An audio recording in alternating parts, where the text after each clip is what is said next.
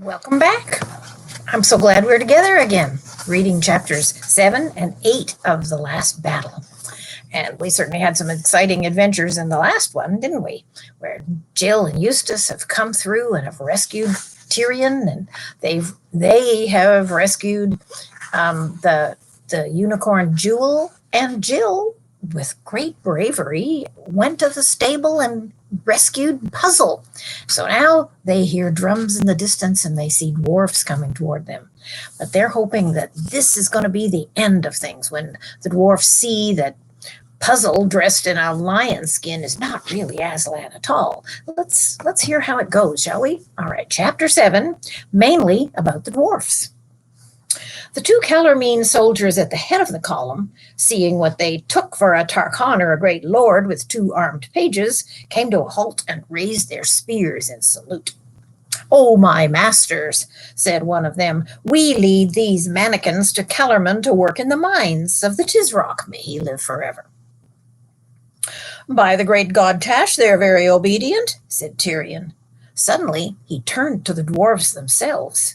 About 1 in 6 of them carried a torch, and by that flickering light he could see their bearded faces all looking at him with grim and dogged expressions. Remember this picture I showed you yesterday, but we'll have another look at it today. There's all the dwarfs and the 2 Calormene soldiers at the front and 2 at the back there guarding them. "Has the Tisrock fought a great battle, dwarfs, and conquered your land?" he asked, "that you thus patiently go to die in the salt pits of Pugrahan?" The 2 soldiers glared at him in surprise, but the dwarfs all answered, "It's Aslan's orders, Aslan's orders. He's sold us. What can we do against him?" "Tisrock indeed," added one and spat. "I'd like to see him try it." "Silence, dogs," said the chief soldier. "Look," said Tyrion, pulling Puzzle forward into the light. "It has all been a lie. Aslan has not come to Narnia at all. You have been cheated by the ape. This is what he brought out of the stable to show you. Look at it." What the dwarfs saw, now that they could see it up close, was certainly enough to make them wonder how they had ever been taken in. The lion's skin had gotten pretty untidy during Puzzle's imprisonment in the stable, and it had been knocked crooked during his walk through the dark wood. Most of it was in a big lump up on one shoulder. The head, besides being pushed sideways, had somehow got very far back so that everyone could now see his silly, donkeyish, gray face gazing out of it. Some grass stuck out of the corner of his mouth, for he'd been doing a little quiet nibbling as they brought him along. And he was muttering, "It's not my fault. I'm not clever. I never said I was." For 1 second, the dwarfs were all staring at Puzzle with wide open mouths, and then one of the soldiers said sharply, "Are you mad, my master? What are you doing to these slaves?" And the other one said, "And who are you?" Neither of their spears were at a salute now. Both were down and ready for action. "Give me the password," said the chief soldier. "This is my password," said the king as he drew his sword. "The light is dawning, the lie is broken. Now on guard, you wicked man, for I am King Tyrion of Narnia." And he flew upon the chief soldier like lightning. Eustace, who had drawn his sword when he saw the king draw his, rushed at the other one. His face was deadly pale, but we don't blame him for that. And he had the luck that beginners do sometimes. He had forgotten all that Tyrion had tried to teach him that afternoon, and he slashed wildly. Indeed, I'm not sure that his eyes weren't shut, and suddenly found, to his own great surprise, that the Calormene lay dead at his feet. And though that was a great relief, it was actually rather frightening. The king's fight lasted a second or 2 longer. Then he too had killed his man and shouted to Eustace, "Beware of the other 2." But the dwarfs had settled the 2 remaining Calormenes, and there was no enemy left. "Well struck, Eustace," cried Tyrion, clapping him on the back. "Now, dwarfs, you are free. Tomorrow I will lead you to free all of Narnia. 3 cheers for Aslan." But the result that followed was simply wretched. There was a feeble attempt from a few dwarfs, about 5, which died away at once, for from several others there were sulky growls, and many of them said nothing at all. "Don't they understand?" said Jill impatiently. "What's wrong with all you dwarfs? Don't you hear what the king said? It's all over. The ape isn't going to rule Narnia any longer. Everyone can go back to ordinary life. You can have fun again. Aren't you glad?" After a pause of about a minute or so, a not very nice-looking dwarf with hair and beard as black as soot said, "And who might you be, missy?"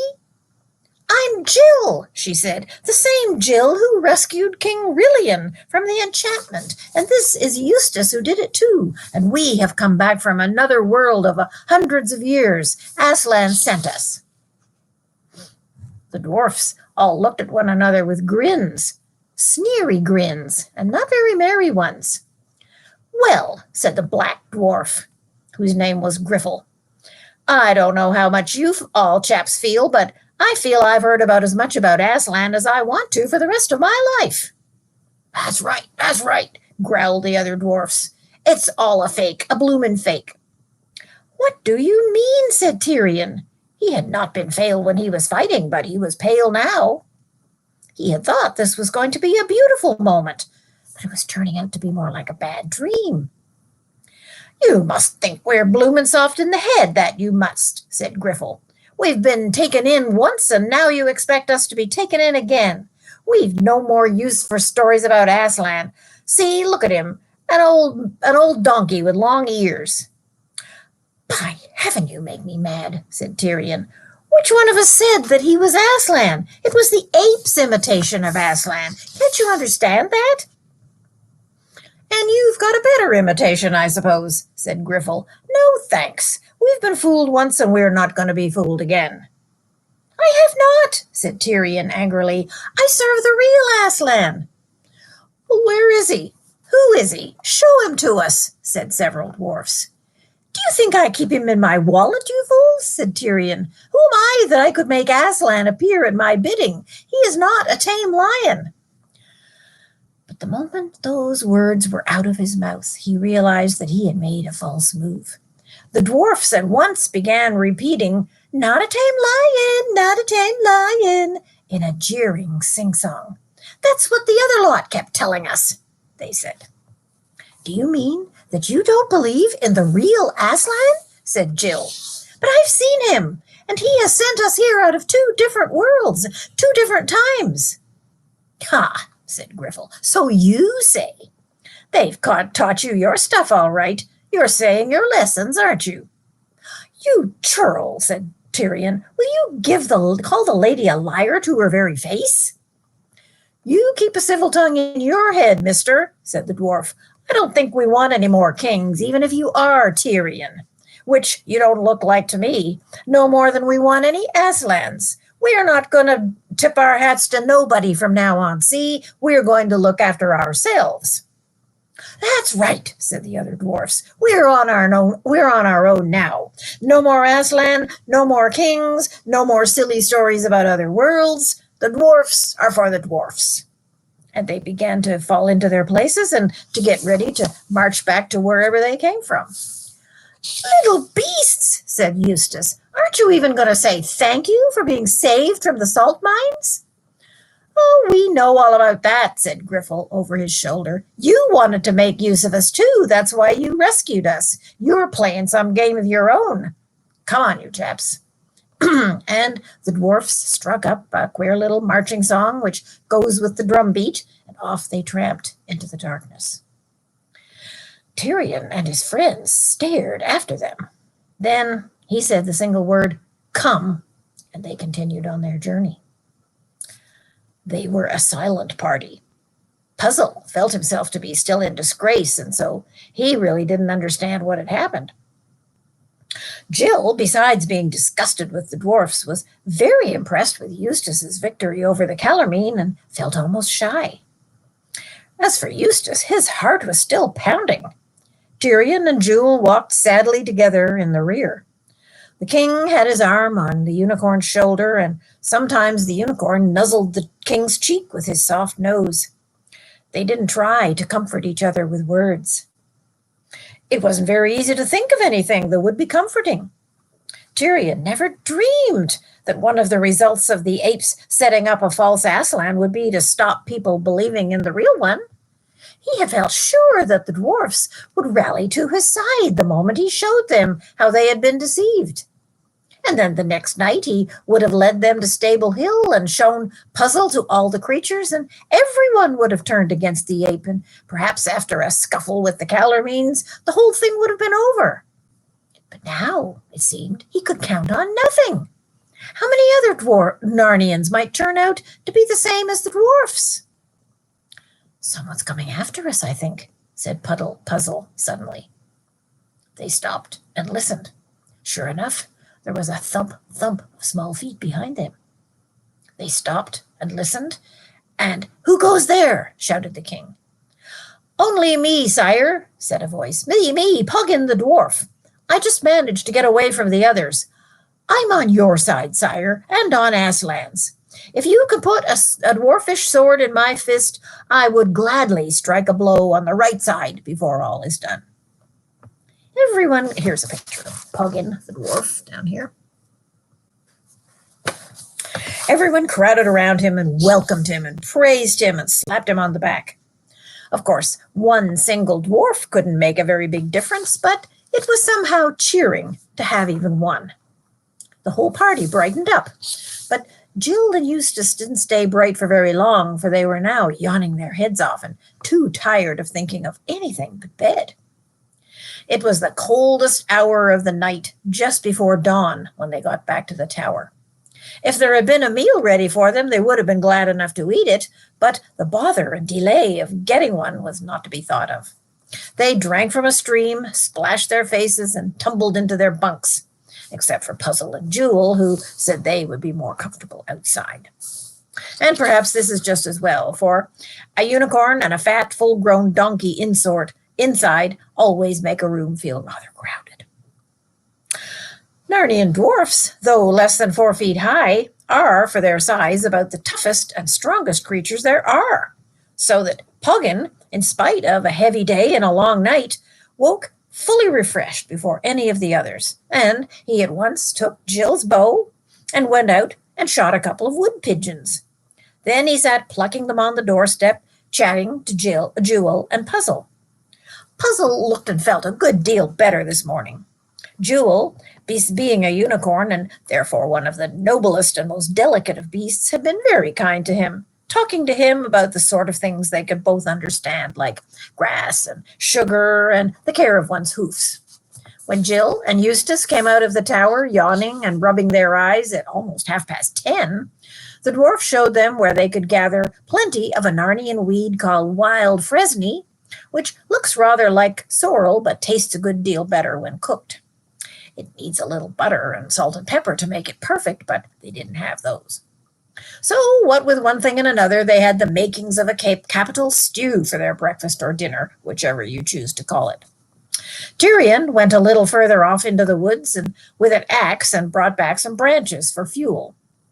While the meal was cooking, which seemed to take a very long time, especially as it smelled nicer and nicer the nearer it came to being done, the king found a complete dwarfish outfit for Puggin: mail shirt, helmet, shield, sword, belt, and dagger.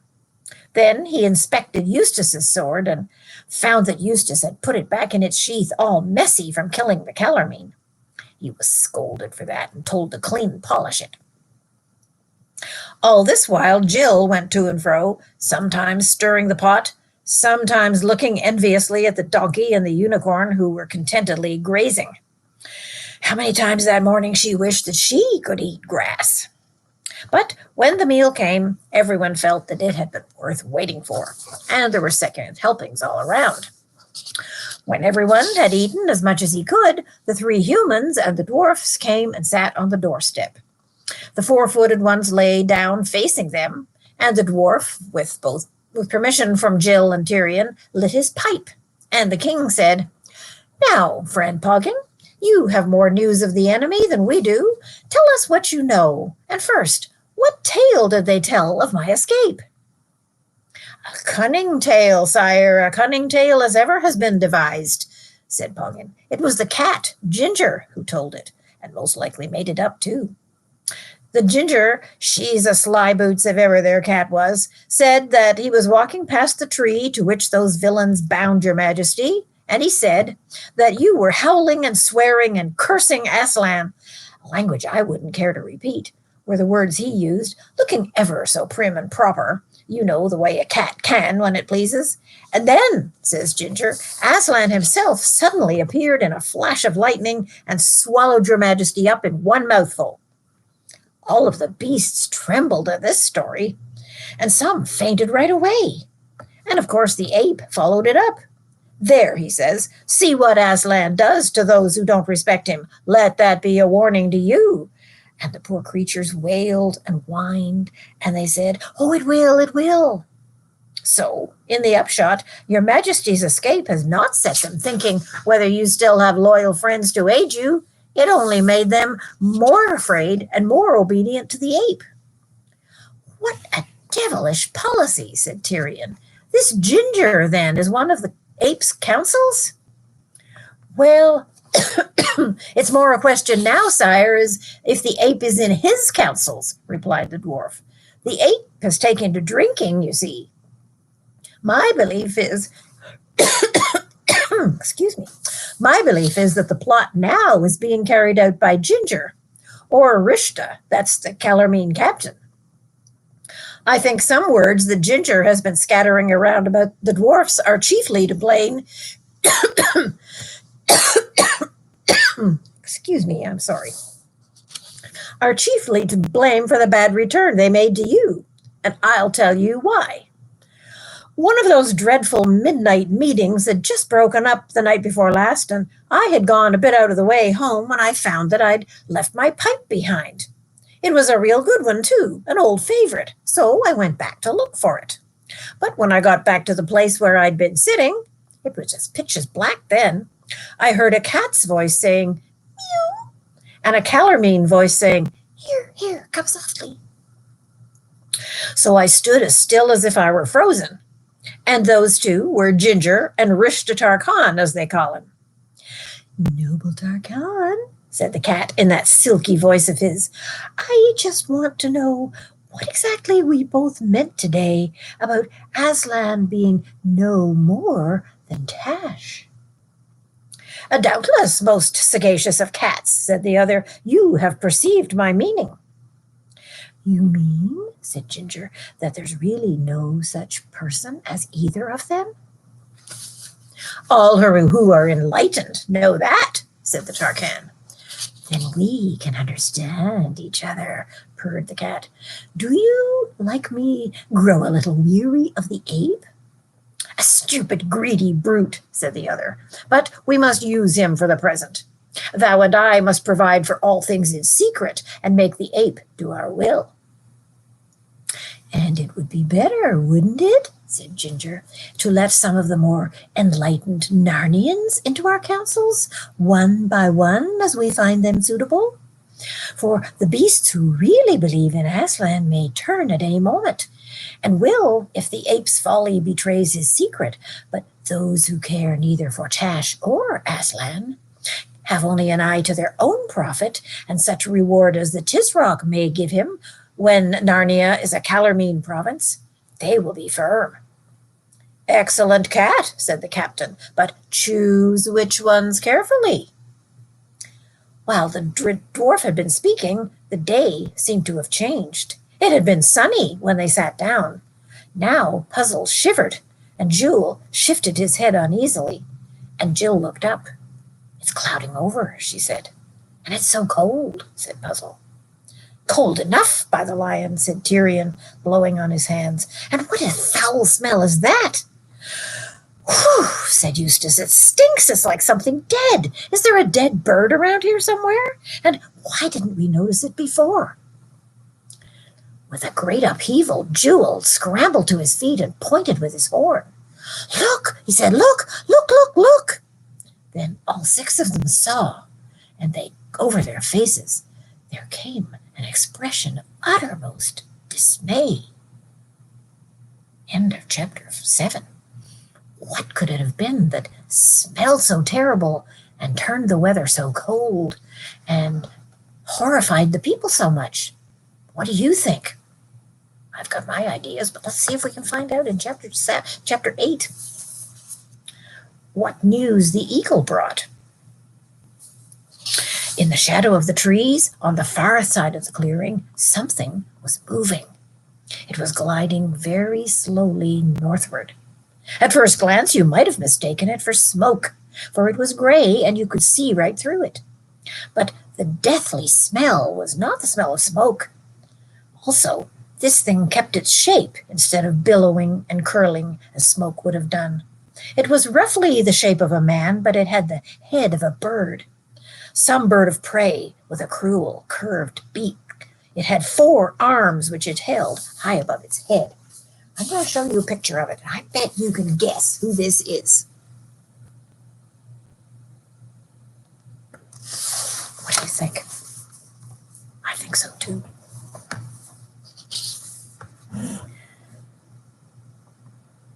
It had 4 arms, which it held high above its head, stretching them out northward as if it wanted to snatch all of Narnia in its grip. And its fingers, all 20 of them, were curved like its beak and had long, pointed, bird-like claws instead of nails. It floated on the grass instead of walking, and the grass withered beneath it. After one look at it, Puzzle gave a screaming bray and darted into the tower. And Jill, who was no coward, as you know, hid her face in her hands to shut out the sight of it. The others watched it for perhaps a minute, and then it streamed away into the thicker trees on their right and disappeared. Then the sun came out again, and birds once more began to sing. And everyone started breathing properly again, because they had been as still as statues while it moved. "What was that?" whispered Eustace. "I have seen it once before," said Tyrion. "But that time it was carved in stone and overlaid with gold and had solid diamonds for its eyes. And it was when I was no older than you and had gone as a guest to the Tisrock's court in Tashbaan.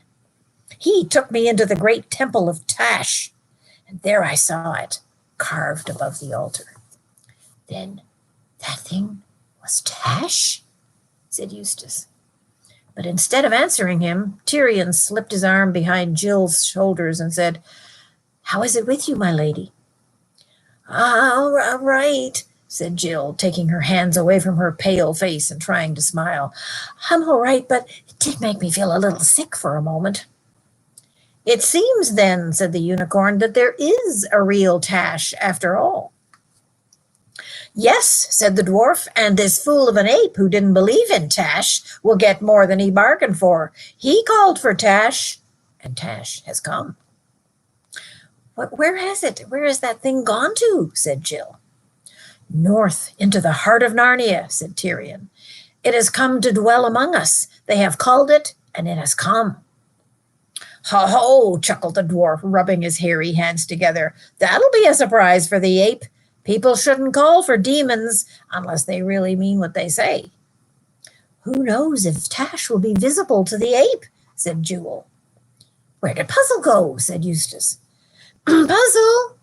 They all shouted out his name, and Jill went around to the other side of the tower to see if he had gone there. They were tired of looking for him when at last his huge gray head peered cautiously out of the doorway, and he said, "Has it gone away?" And when at last they got him to come out, he was shivering the way a dog shivers in a thunderstorm. "I see now," said Puzzle, "that I have really been a very bad donkey. I ought never to have listened to Shift. I never thought that things like this would happen." "If you had spent less time saying that you weren't clever and more time trying to be as clever as you could," began Eustace, but Jill interrupted him. "Oh, leave poor old Puzzle alone," she said. "It was always a big mistake, wasn't it, Puzzle dear?" And she kissed him on the nose. Though rather shaken by what they had seen, the whole party sat down again and went on with their talk. Jewel had little to tell them. While he was a prisoner, he had spent nearly all his time tied up at the back of the stable, and of course he had heard none of the enemy's plans. He had been kicked. He'd done some kicking too, and been beaten and threatened with death unless he would say that he believed that it was Aslan who was brought out and shown to them by firelight every night. In fact, he was going to be put to death that very morning if he hadn't been rescued. He didn't know what happened to the little lamb. The question they had to decide was whether they would go to Stable Hill again that night, show Puzzle to the Narnians and try to make them see how they'd been tricked, or whether they should steal away eastward to meet the help which Runewit the Centaur was bringing up from Cair Paravel and return against the ape and his Calormenes in force. Tyrion would very much like to have followed the first plan. He hated the idea of leaving the ape to bully his people for 1 minute longer.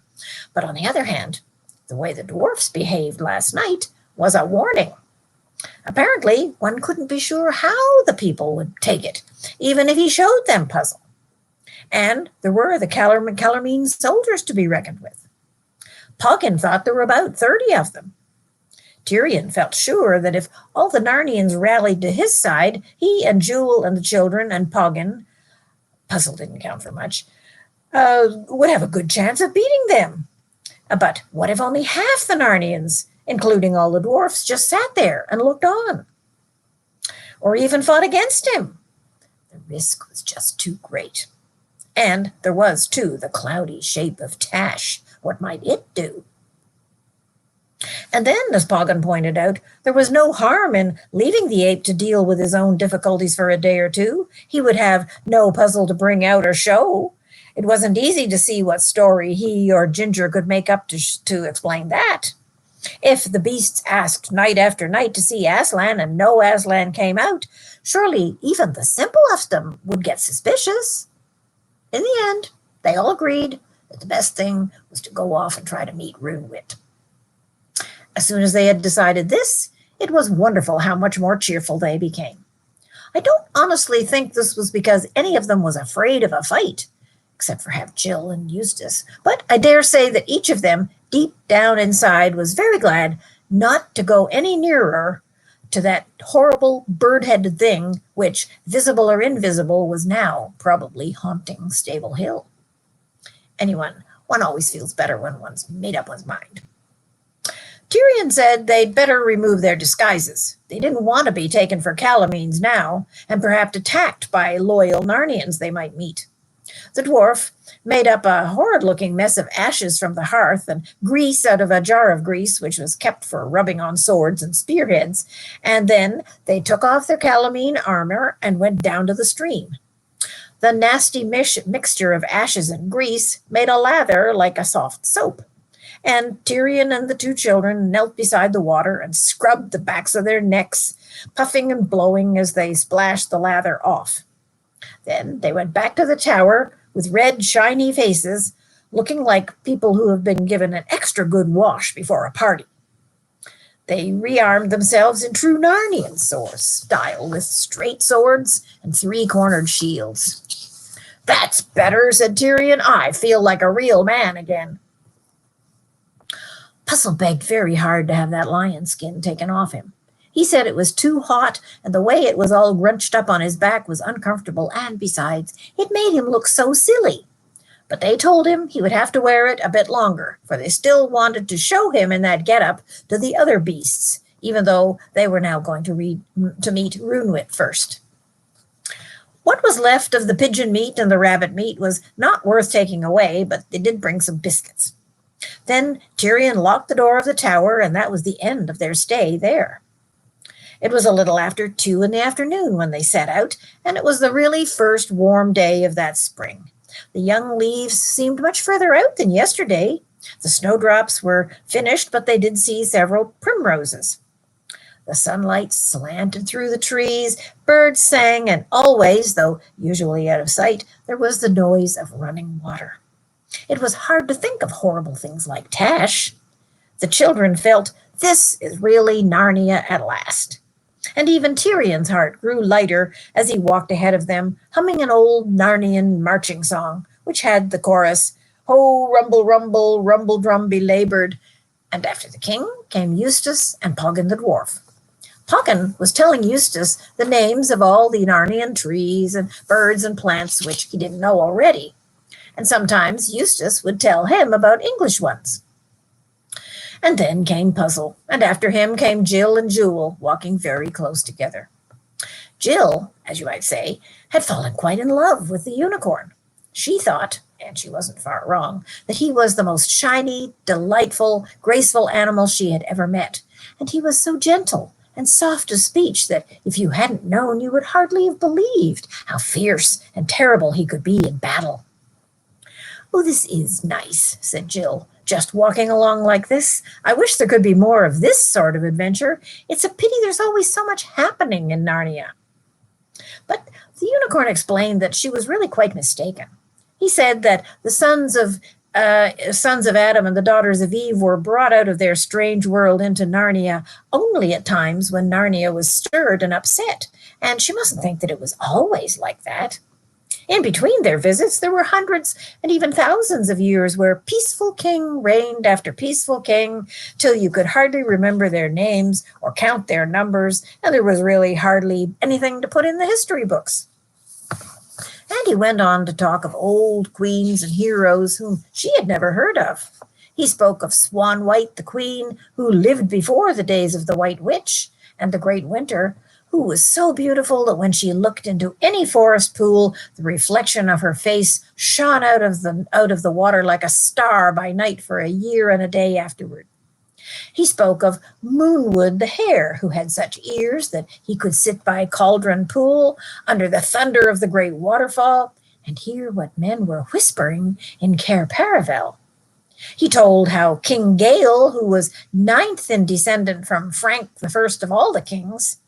Do you remember Frank? He was the taxi driver back when Jadis was that wicked witch who was running all around London, terrorizing the people, and she jumped up on the back of the cab, and that was Frank. He was the owner of that cab. And he was a good man, too. And he got his wife, and they came to Narnia, and he was the first king of Narnia. He told how King Gale, who was the 9th in descent from Frank, the first of all the kings, and he had sailed far away into the eastern seas and delivered the Lone Islanders from a dragon. And now, in return, they had given him the Lone Islands to be part of the royal lands of Narnia forever. He talked of whole centuries in which all Narnia was so happy that notable dances and feasts, or at the most tournaments, were the only thing that could be remembered. And every day and week was better than the last one. And as he went on, the picture of all those happy years, all the thousands of them, piled up in Jill's mind until it was rather like looking down from a high hill into a rich, lovely plain full of woods and water and cornfields, which spread away and away until it got thin and misty in the distance. And she said, "I do hope we can settle the ape and get back to those good ordinary times. And then I hope they'll go on forever and ever and ever. Our world is going to have an end someday. Perhaps this one won't. Oh, Jewel, wouldn't it be lovely if Narnia just went on and on, like you said it had been?"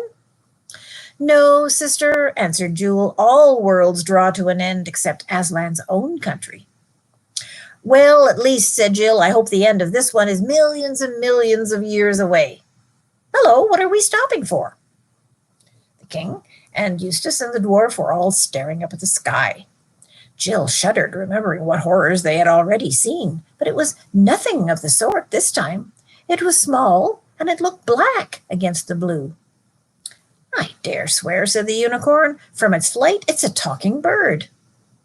"That's what I think too," said the king, "but is it a friend, or is it a spy of the apes?" "To me, sire," said the dwarf, "it has the look of Farsight the eagle."